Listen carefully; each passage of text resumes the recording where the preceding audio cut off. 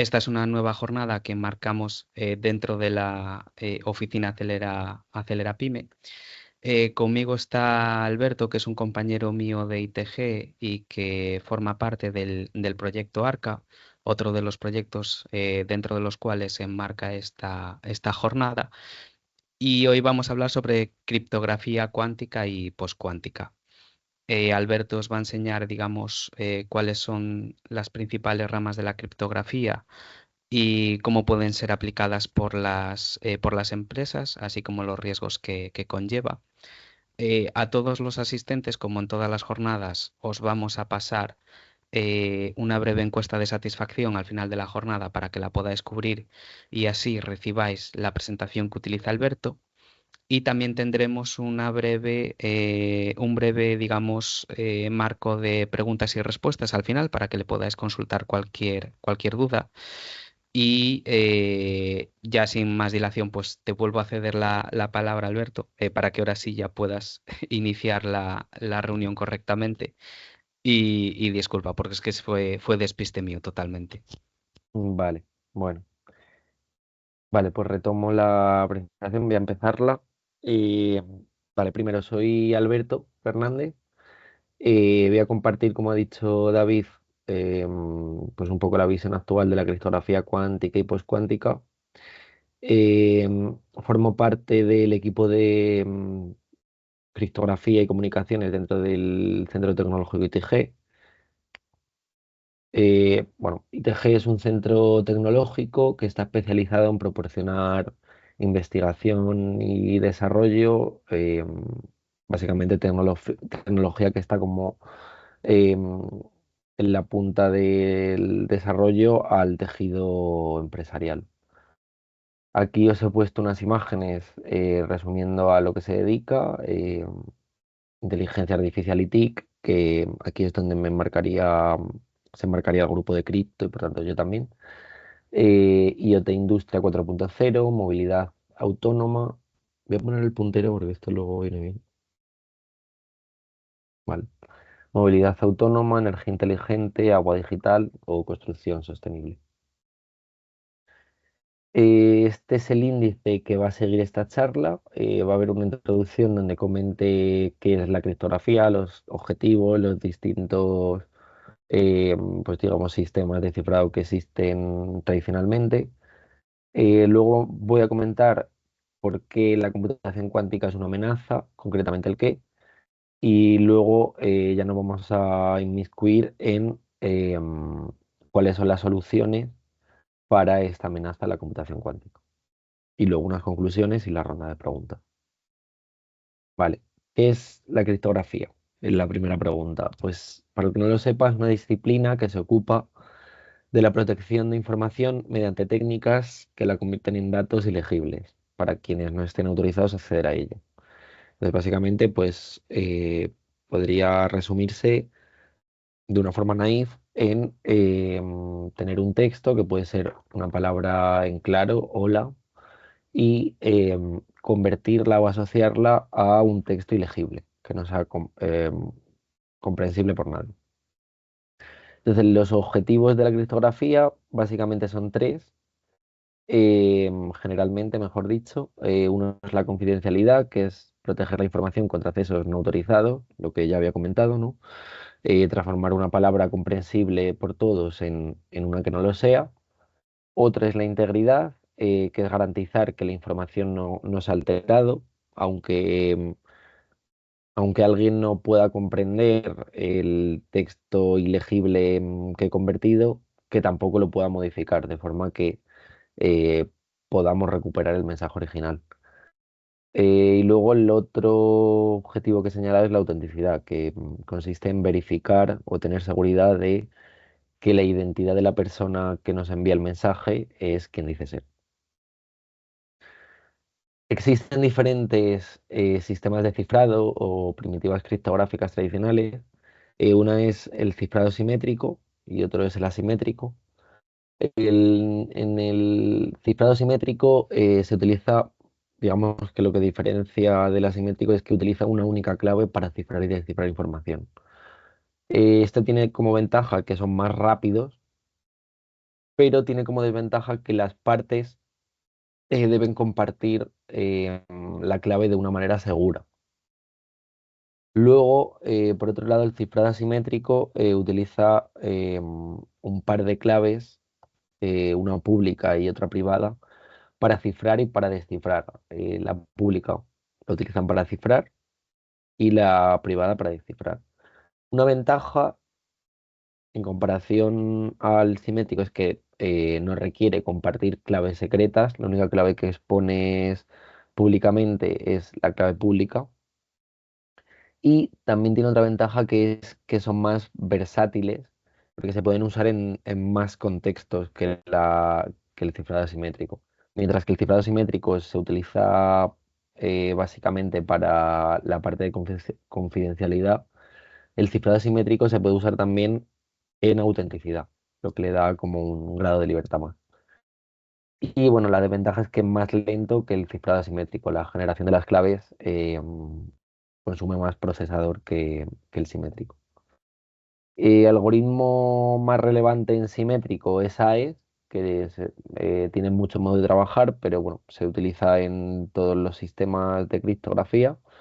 Y luego en el asimétrico, pues los más usados son RSA, FC, que responde a curvas elípticas, o Diffie-Hellman, los cuales son también muy conocidos. Entonces, ¿el qué concretamente de la computación cuántica es una amenaza? Pues los algoritmos de Shor y de Grover, ¿vale? El primero lo creó Shor en el 94 y el segundo Grover en el 96. Son dos de los más importantes algoritmos en el ámbito de la computación cuántica, ya que representan amenazas significativas a la criptografía tradicional. Primero, el algoritmo de Shor permite factorizar números enteros grandes y permite encontrar el mira, me he confundido aquí. Logaritmo discreto. Em, entonces, estos dos retos matemáticos, digamos, son en los que se basan la seguridad del cifrado asimétrico, ¿vale? Digamos que la seguridad de las claves se basan todavía en qué tan difícil es factorizar un número entero grande. A día de hoy no hay algoritmo clásico eficiente para factorizar un número entero lo suficientemente grande, tardaría millones de años. Entonces, por eso son seguras. Pero el algoritmo de SOR viene y te lo factoriza en horas, decenas de horas, etcétera.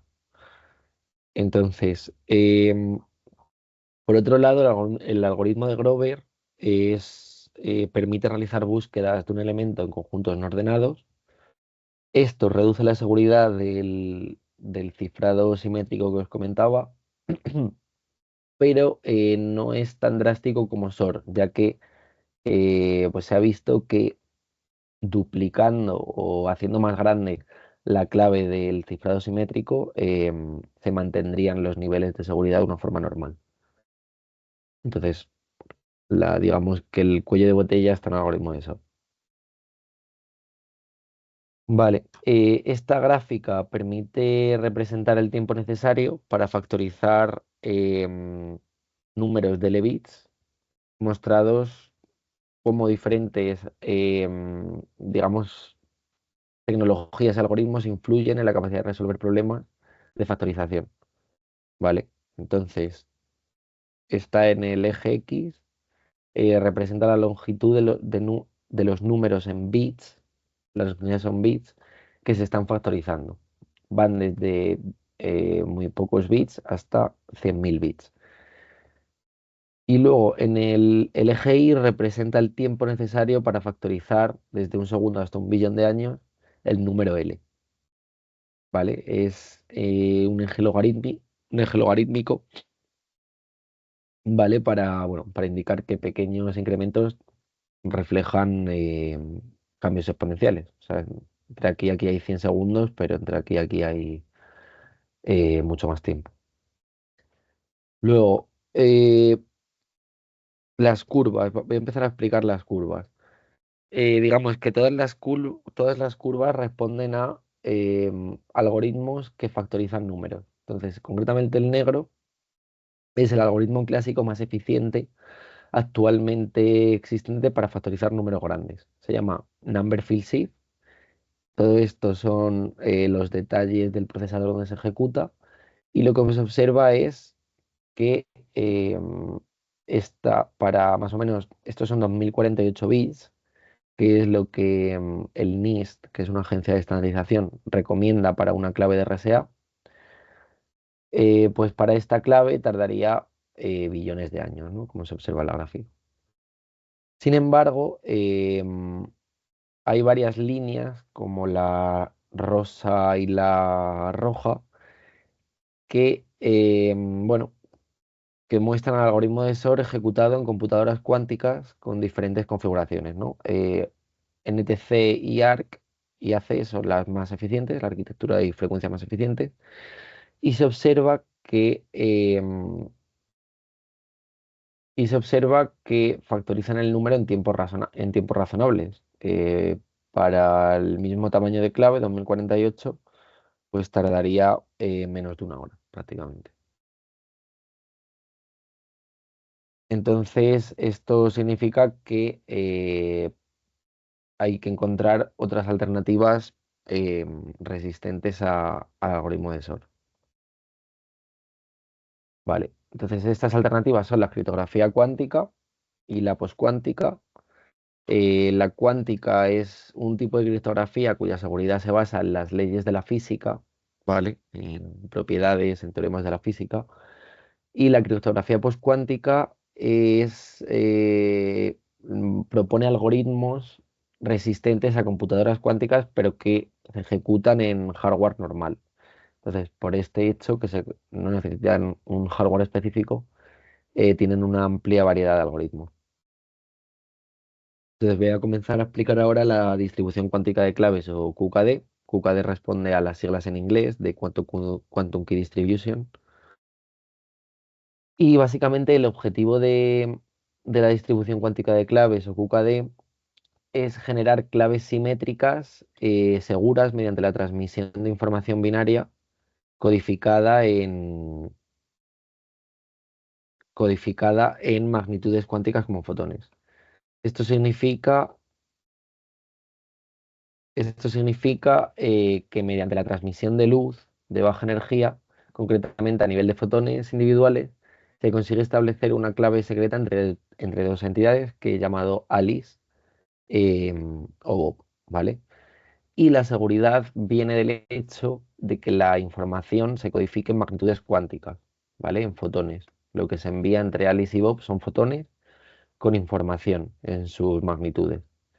Entonces, van a responder su seguridad a teoremas fundamentales de naturaleza, como el teorema de no clonación, el principio de medición cuántica o la aleatoriedad de la información intercambiada. Os voy a explicar, bueno, antes de explicaros estas propiedades en las que se basa su seguridad, os voy a explicar más o menos cómo funciona la distribución cuántica de clave. Primero, dejar claro que esta clave se va a generar entre dos entidades. Este va a ser Alice, el de la derecha va a ser Bob. Van a tener un canal, yo le llamo canal cuántico, por el cual Alice únicamente va a enviar fotones y Bob los va a recibir, ¿vale? Entonces, tiene que existir entre Alice y Bob, tienen que acordar un algoritmo para establecer una clave simétrica, teniendo en cuenta esta restricción de envío y recibimiento de fotones. Entonces, el más usado es el protocolo BB84, se llama así en honor a sus fundadores, Bennett y Brassard, en el 1984, ¿vale?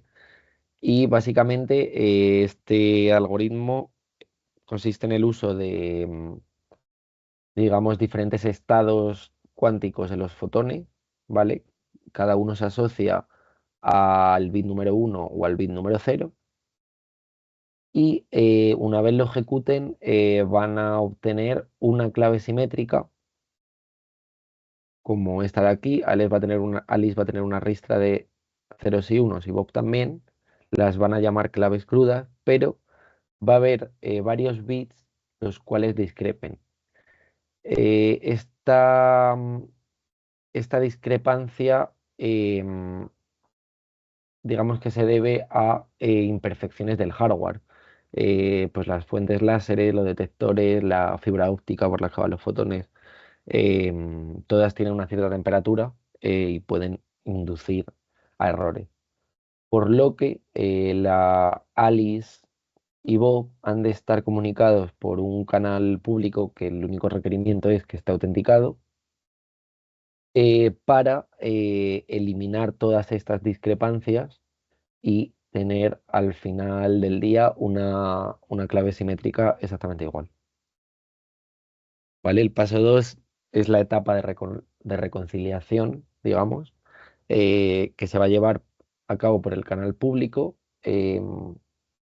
Alice y Bob van a tener también que tener establecido qué protocolo de reconciliación usar, ¿vale? Todo protocolo de reconciliación va a exponer por el canal público mbits, ¿vale? Que lo he puesto aquí. Y bueno, los más, digamos que en orden histórico, el que primero surgió fue el triple WS, em, bueno, que se basa en el uso de la paridad de un grupo de bits para determinar cuál de ellos es el discrepante. Y a partir de ahí fueron surgiendo mejoras. El Cascade, que introduce como una memoria bueno, el backtracking, el fenómeno del backtracking. Luego el Winnow introduce los códigos Hamming. Y luego ya más actualmente, bueno, el Low Density Parity Check también, que se me olvidó decir. Y más actualmente el Polar Codes, que le introdujo Erdal Erican para controlar errores en la red 5G. Vale. Entonces, una vez apliquen su protocolo de reconciliación de errores, pues tanto Alice como Bot van a tener su clave simétrica idéntica. Le van a restar los m bits expuestos a los bits totales, ¿vale? Van a reducir un poco la clave de tamaño.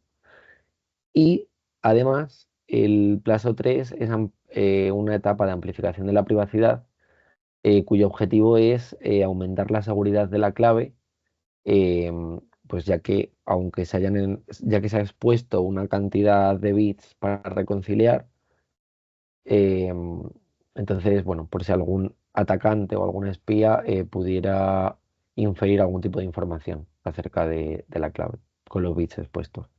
Les he puesto en la tabla esta algunos métodos, todos ellos son funciones hash, ¿vale? Que lo que hacen es recibir un input de un tamaño arbitrario y asociarlo a una cadena de tamaño fijo.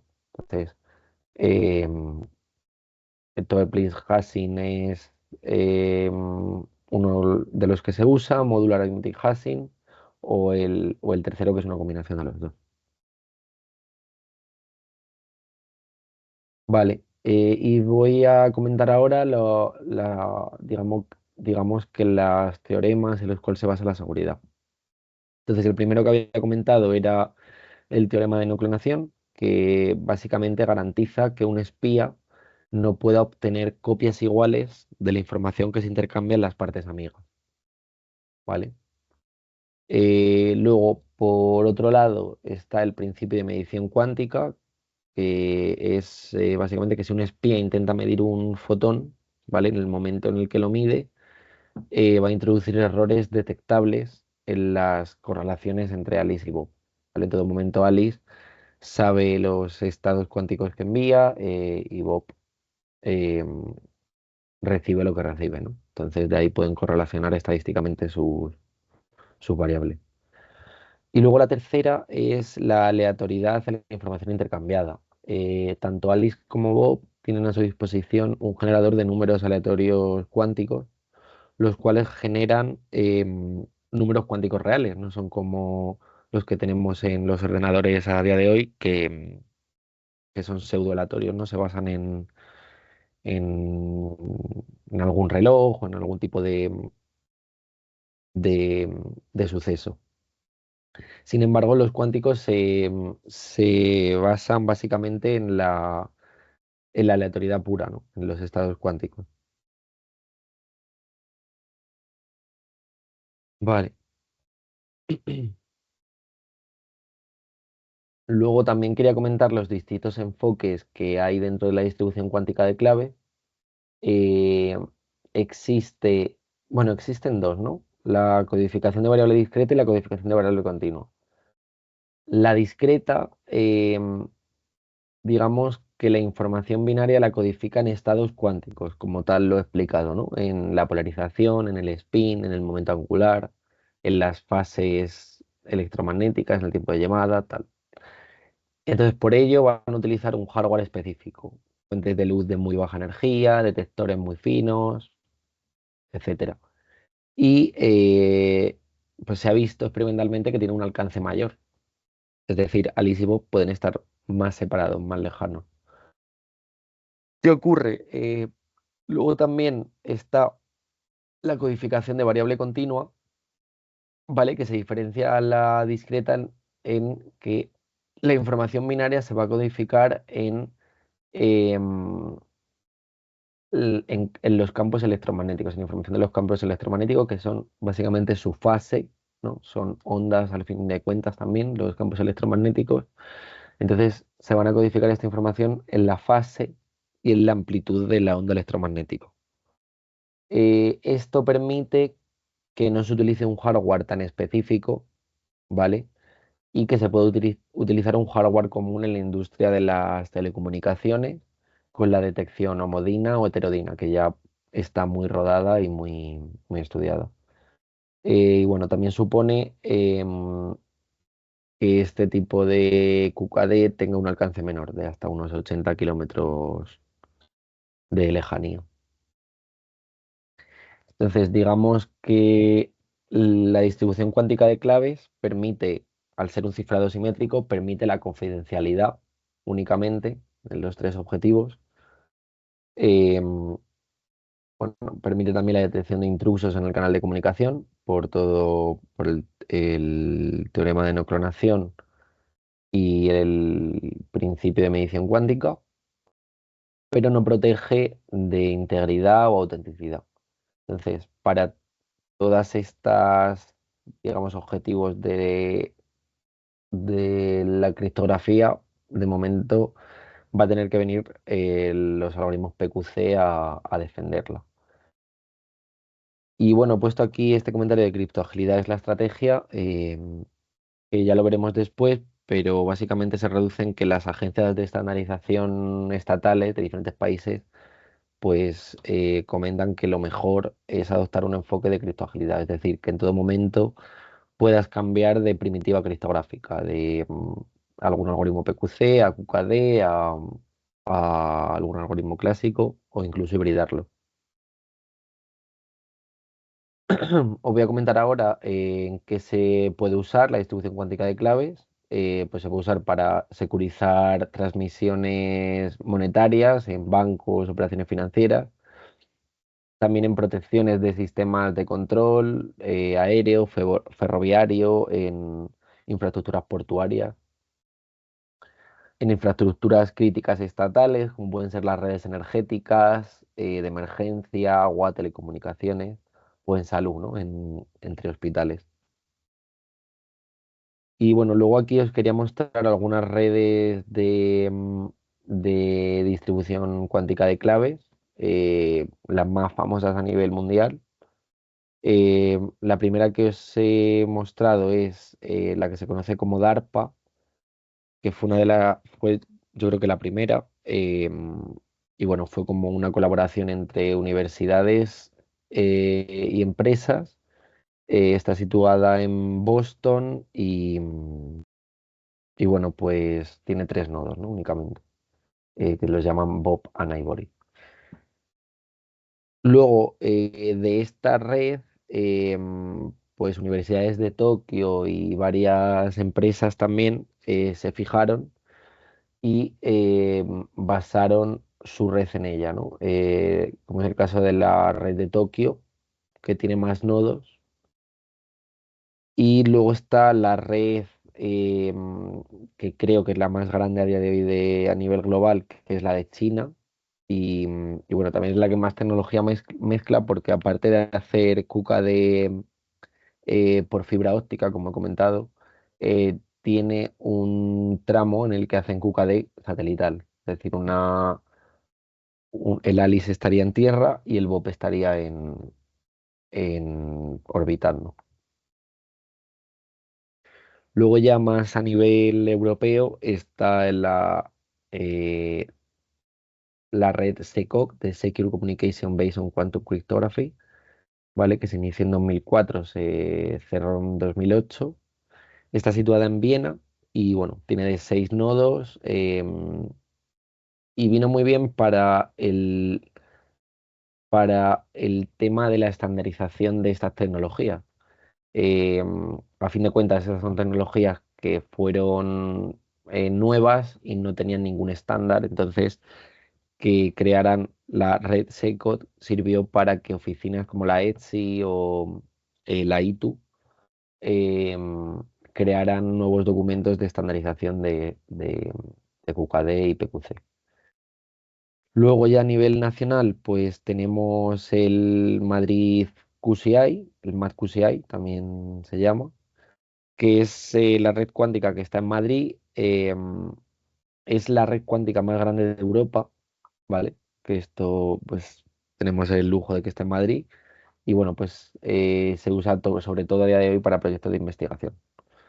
Y bueno, en Galicia también hay o se prevé crear una red cuántica gallega entre la Universidad de Vigo, el CESGA e ITG, nosotros, que tenemos varios proyectos para llevarlo a cabo.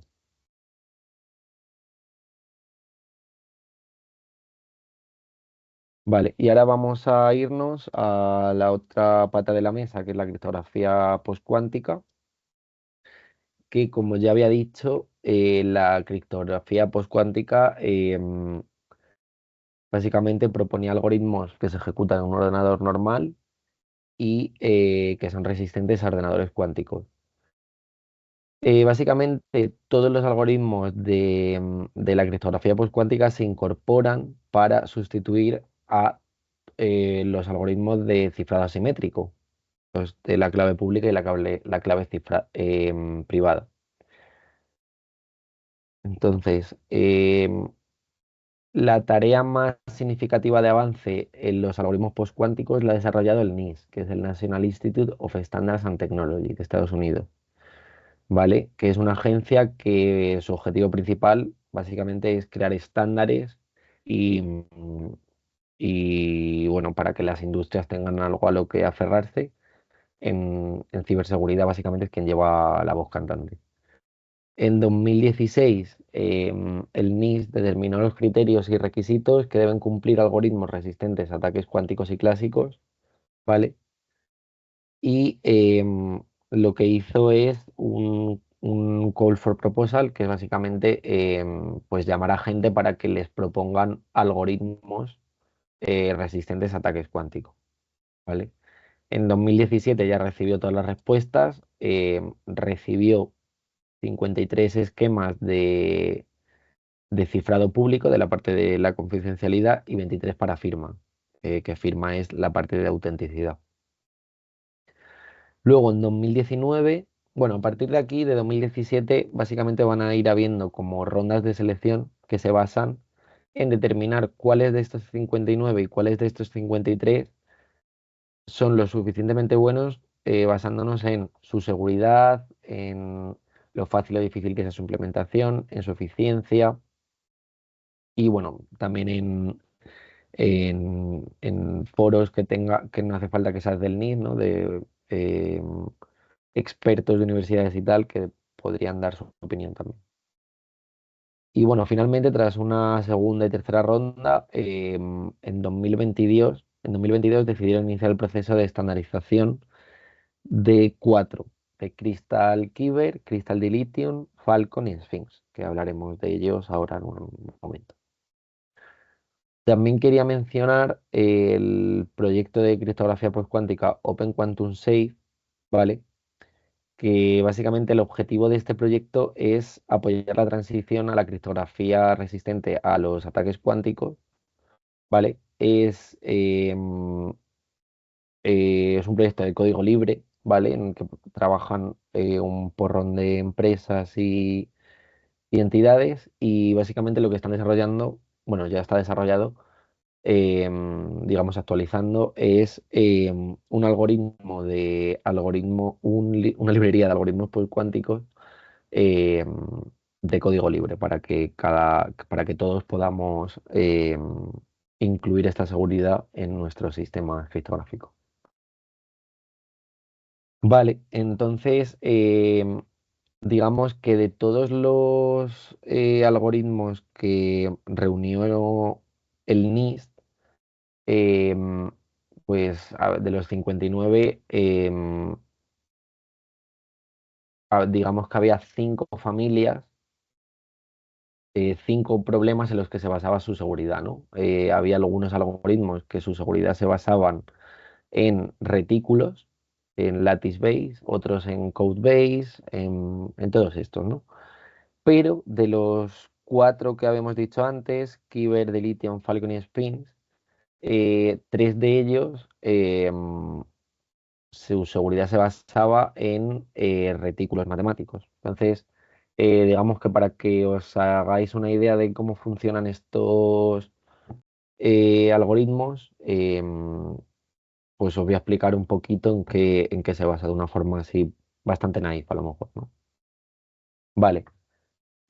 Primero, hay que tener en cuenta la noción de retículo matemático, ¿vale? Un retículo matemático es un conjunto de puntos ordenados en el espacio, ¿vale? Por ejemplo, este de aquí que muestra en pantalla, pues son un retículo cuadrado. Y luego también hay que tener la noción de base matemática. ¿Qué es una base? O algebraica, ¿qué es una base? Pues una base es un conjunto de flechas o vectores con las que si las combino puedo construir toda la red. Por ejemplo, con el vector, con la flecha B1, ¿vale? Pues aplico una flecha B1, luego construyo este. Si la aplico otra vez, construyo el de arriba. Con el B2, pues los de al lado. Y si lo sumara el B1 con el B2, pues construiría este de aquí, el diagonal. Entonces, vemos que con la base B mayúscula que he llamado, puedo reconstruir todo el espacio del retículo. Y las bases pueden no ser únicas, de hecho puede haber infinitas. Entonces, vemos que para esta base en rojo ya es más difícil darse cuenta cómo reconstruir el retículo entero, ¿vale? Mm, Pues te das cuenta de cómo podría construir este punto de aquí, que es básicamente aplicar una vez el vector rojo, o este, que parece que es la mitad, pero este no estaría tan claro, ¿no? Se podría también, pero no estaría tan claro. Vale. Entonces hay un problema en matemáticas que se llama el Shortest Vector Problem, que pregunta lo siguiente: ¿cuál es la combinación de vectores que hay que realizar para conseguir el punto más cercano al origen? ¿Vale? Es decir, imaginamos que tengo dos redes iguales. En la primera tengo esta base y la segunda tengo esta. Pues en la segunda base es trivial la respuesta, pues el vector más corto es este de aquí. Está clara la respuesta, pero en la primera mm, no estaría tan claro. ¿Por qué? Porque si tú la única información que tienes de esta base es, em, de esta red, perdón, es esta base, ¿vale? Y imaginar que esta base, en vez de ser tan cortita, el vector, son más largos, son decenas de veces la unidad, centenas de veces, ¿no? Pues en ese caso, encontrar la respuesta es un desafío y en muchas ocasiones, o sea, es computacionalmente irresoluble, está demostrado. Además, se utilizan más dimensiones, no solo En este caso, para mostrar en pantalla, pues únicamente puedo poner dos, pero en la realidad es que se utilizan más dimensiones. 3, 11, 17, 27, etcétera. Y luego también hay otro problema que se llama el Closest Vector Problem, ¿vale? Que la pregunta que hace es cuál es la combinación de vectores que hay que realizar para conseguir el punto más cercano al punto de la red estrella, ¿vale? Esta de aquí. E igualmente, la respuesta es que si la base es buena, sus vectores son cortitos y perpendiculares, la respuesta es trivial. Pero si la base que generas, o sea, si la base que tienes es mala, que mala significa vectores muy largos y bastante paralelos, pues la respuesta es igualmente un desafío y computacionalmente irresoluble cuando se tienen más dimensiones. Entonces, ¿cómo se aplica esto a la criptografía, ¿no? De los retículos y las bases? Entonces, digamos que Bob quiere enviarle un mensaje a Alice. Entonces, primero, Alice establece una red con dos bases diferentes, ¿vale? En una base los vectores son casi perpendiculares y muy largos, que es la que he llamado mala, y en la otra base los vectores son mucho más paralelos y cortitos, que es la base buena. Entonces, el problema del vector más cercano es mucho más difícil de resolver con una mala base que con una buena, es lo que hemos visto. Vale, entonces Alice va a mantener la base buena en secreto, va a ser el material privado. Eh, y le cuenta a Bob que, o le envía de alguna forma a Bob la base mala, ¿vale? Que va a ser el material público. Entonces, ahora Bob usa esa base, ¿vale? La que lo ha recibido por algún canal de mensajería, y utiliza esa base para incorporar un mensaje que le quiera enviar a Alice en ese retículo, ¿vale? Eh, el punto verde es el mensaje que codifica en la red, ¿vale? Lo codifica con algún sistema que tenga o algún método y le sale el punto verde, ¿vale? Y luego se aleja un poco de ese punto de la red para crear el punto estrellado, ¿vale? Y lo que le envía a Alice son las coordenadas del punto estrellado. Entonces, Alice, como conoce la base secreta, el material privado, la base buena, puede recuperar el mensaje de una manera fácil. Lo único que tiene que hacer es responder a la pregunta del shortest vector problem, del closest vector problem, perdón, el punto de la red más cercano.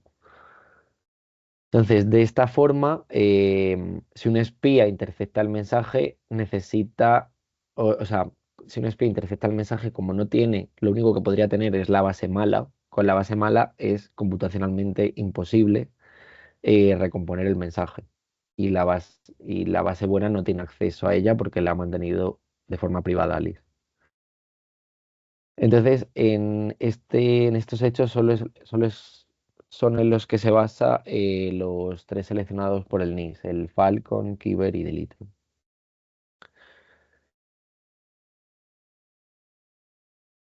Vale. Luego, vale, ya vamos a ir finalizando. Con esto quería mostrar las recomendaciones que han hecho agencias de estandarización como la IEE, IETF, la ETSI, el BSI, el ITU, el NIST, incluso el CNI aquí en España, que es aplicar estrategias de criptoagilidad a los sistemas criptográficos, que básicamente significa tener siempre disponibles algoritmos PQC, em, si se puede QKD, y algoritmos tradicionales. Y también recomiendan realizar hibridaciones de estos tres, es decir, combinar tres tipos de clave. Y bueno, quería también mostrar el proyecto en el que nos enmarcamos ITG, que es el proyecto ARCA, en el cual bueno, pues estamos con varios demostradores tecnológicos aplicando técnicas criptográficas a algoritmos en computadores cuánticos. Lo hacemos junto con otros compañeros del CETIC y Eurecat. Y bueno, para finalizar, una serie de conclusiones. Básicamente hemos visto a lo largo de esta presentación que los sistemas criptográficos actuales están siendo amenazados con un algoritmo de SOR que se prevé que, bueno, en uno real tardaría, hemos visto que horas con la arquitectura requerida. Eh, Dos, las agencias de estandarización proponen la criptoagilidad. Tres y cuatro, pues que la criptografía cuántica y la poscuántica promete un futuro seguro. Cinco, otra estrategia que han propuesto es la hibridación de claves cuánticas, poscuánticas y tradicionales. Eh, Seis y siete es que ya hay redes cuánticas disponibles en el globo terráqueo y bueno, pues con ellas permites estar a la vanguardia de la criptografía. Y bueno, muchas gracias por escucharme y cualquier duda es bienvenido. Pues muchas gracias, Alberto, por la presentación.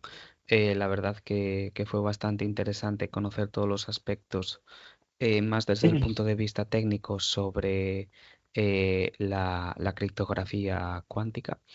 Ahora iniciamos un breve espacio de dudas y preguntas. Los asistentes que tengáis cualquier duda, pues podéis escribir directamente por el chat y yo se las traslado a Alberto. Aprovecho para recordaros de nuevo que una vez finalizamos el webinar, a los asistentes os enviaré una breve encuesta de satisfacción de la charla y quienes las cubran también recibirán esta presentación que acaba de utilizar Alberto para que la podáis volver a revisar cuando lo necesitéis.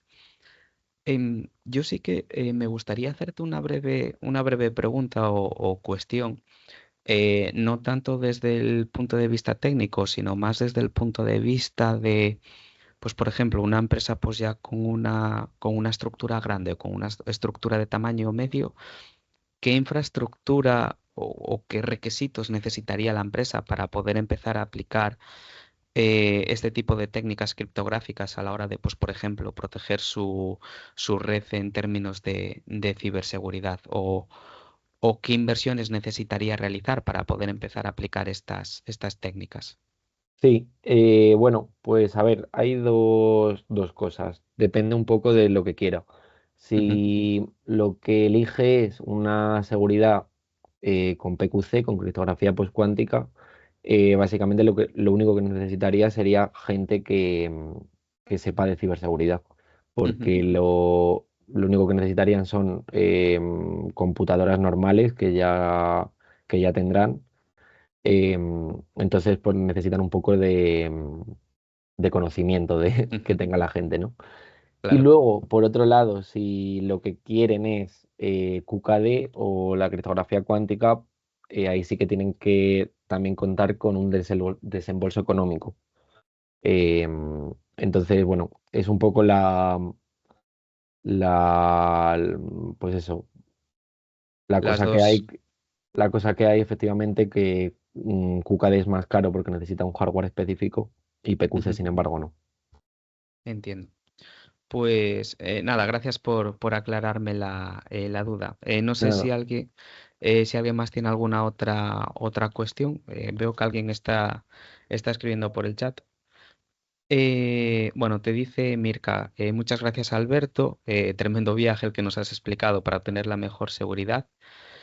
Te pregunta, es una pregunta más general de cómo ves tú actualmente la ciberseguridad en las empresas, si ves que todavía hay mucho trabajo en mejorarla. Ujú. Bueno, sí, en verdad sí. O sea, todo esto, la criptografía cuántica y postcuántica que os he comentado, no se aplican a día de hoy para cifrar datos.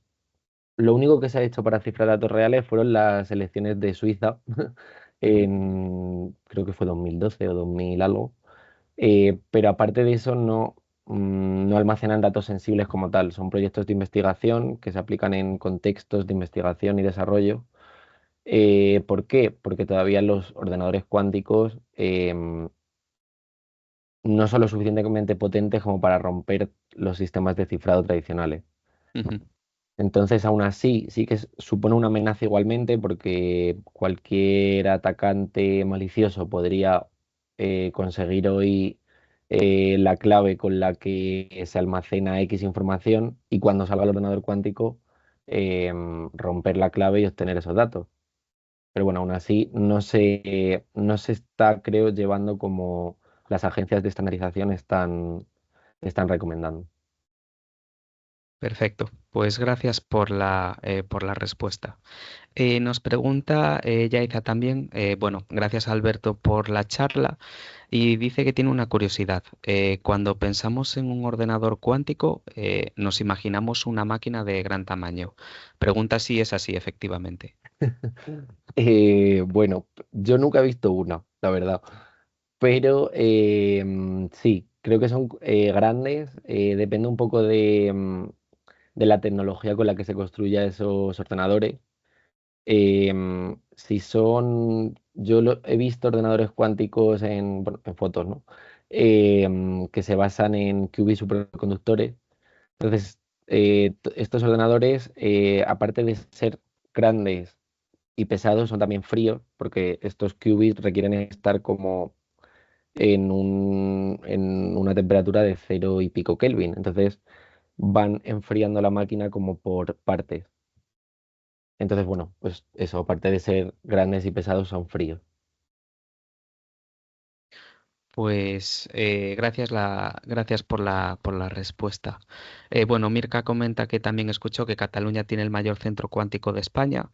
De hecho, mencionaste, si no recuerdo mal, que a nivel de red cuántica, Madrid era la que tenía la red más grande a nivel europeo, ¿puede ser? Sí, efectivamente, sí, sí. Pues sí. No sé si alguien más tiene alguna otra duda o cuestión. Mientras tanto, simplemente recuerdo que desde la oficina Acelera Pyme, pues tenemos servicios gratuitos, como por ejemplo los diagnósticos digitales, que es un servicio de consultoría, digamos, diseñado para poder asesoraros en vuestros procesos de implantación de tecnología. Os ponemos en contacto con proveedores TIC de confianza y además también os buscamos financiación pues, para que podáis incorporar la tecnología que previamente os recomendamos. Solo nos quedan tres huecos libres, por lo tanto, si os interesa, os diría que lo solicitaseis cuanto antes. Y mira, aprovecho y te pregunto, Alberto, pregunta José Peino, Sí. ¿qué estrategias están empleando otros países punteros como China? Si son las mismas o si están buscando caminos alternativos a lo que se está haciendo en Europa, entiendo. Ujú. Bueno, sé que en China algo del que han presumido, digamos, que han publicado muchos papers, es acerca del tema de satélites, porque desembolsaron como mucho dinero en esto. Entonces, conseguir esto significaría hacer QKD a nivel global, lo cual rompen todas las limitaciones que tenían el resto del mundo, que es hacer QKD a 100 kilómetros. Entonces, eso es un punto. Luego, al nivel recomendaciones de agencia de estandarización, China no lo sé, la verdad es un poco opaco, pero al resto del mundo, que viene siendo Europa y Estados Unidos, en lo que conozco me es más accesible la información, como que todas van a uno. Es decir, todos tienen recomendaciones parecidas o complementarias. Ujú. Perfecto. Pues nada, gracias por la respuesta, Alberto. Creo que de momento no hay más dudas o consultas. Si os surgiese alguna posteriore, como os va a quedar mi correo electrónico cuando se envíe la encuesta de satisfacción, me la podéis escribir por ahí, yo se la puedo pasar a Alberto y os respondemos entre los dos, ya sea desde mi correo después o desde el suyo directamente. Y también esta grabación del vídeo será subida a nuestra web para que la podáis ver en el futuro cuando queráis. Por mi parte, yo creo que nada más. Darte de nuevo las gracias, Alberto, por la charla Nada. y nada, nos vemos en la próxima jornada de la oficina Acelera Pyme. Que tengáis todos un muy buen día.